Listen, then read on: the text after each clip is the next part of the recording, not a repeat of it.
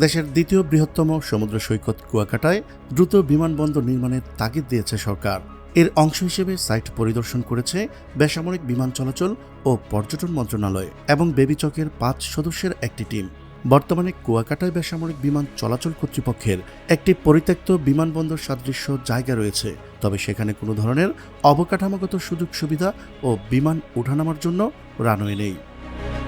মন্ত্রণালয়ের টিমকে সরেজমিন পরিদর্শন শেষে ওই জায়গাটিতে কিভাবে দ্রুত সময়ের মধ্যে বিমানবন্দর নির্মাণ করা যায় তার উপর একটি মতামত ও সুপারিশ প্রদানের জন্য বলা হয়েছে।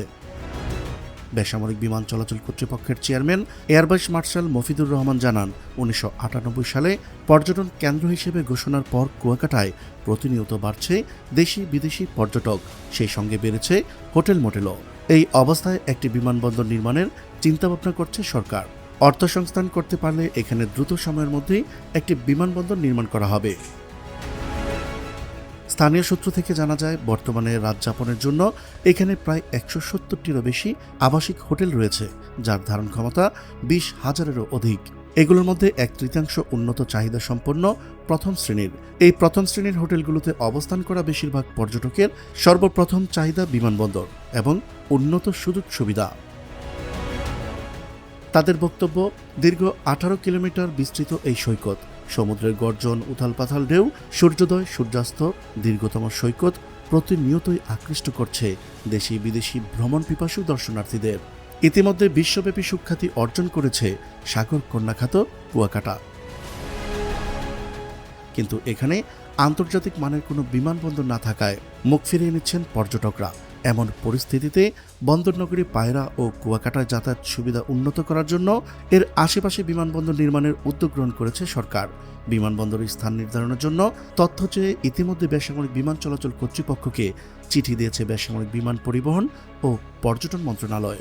গত 23 নভেম্বর বেবিচককে পাঠানো ওই চিঠিতে বলা হয়, পায়রা বন্দর নগরী ও কুয়াকাটা উপকূলীয় অঞ্চলের পরিবেশ পর্যটন ভিত্তিক সমন্বিত পরিকল্পনা প্রণয়ন শীর্ষক প্রকল্প এলাকায় বিমানবন্দরের স্থান চিহ্নিতকরণের লক্ষ্যে তথ্য প্রেরণের জন্য নগর উন্নয়ন অধিদপ্তর থেকে অনুরোধ করা হয়। প্রকল্পটি সুষ্ঠু বাস্তবায়নের জন্য সংশ্লিষ্ট এলাকায় বিমানবন্দর স্থাপনের লোকেশন চিহ্নিতকরণের লক্ষ্যে তথ্য প্রেরণ করতে বলা হয়। সৈকতের কোলঘেঁষে রয়েছে বিশাল বনাঞ্চল। সুন্দরবনের পূর্বাংশ ফাতরার বন, লেবুর বন, নারিকেল বাগান, জাউ বাগান, গঙ্গামতি ও কাউয়ার চরের সংরক্ষিত বনাঞ্চল এর মধ্যে অন্যতম। পর্যটকরা কুয়াকাটায় বেড়াতে এসে আশেপাশের পর্যটন স্পটগুলো ঘুরে দেখেন, কিন্তু আকাশপথের সুযোগ না থাকায় দেশ ও বিদেশের পর্যটকরা এখানে আসছেন না। ফলে বিশ্বব্যাপী কুয়াকাটা ও পায়রা বন্দরকে পরিচিতি করার জন্য বিমানবন্দরের বিকল্প নেই। বিমানবন্দর হলে খুব সহজেই বিদেশিরা এখানে আসবেন, সময় বাঁচাতে কিংবা প্রথম বিমান ভ্রমণের স্বাদ পেতে আসা পর্যটকদের সংখ্যাও বাড়বে।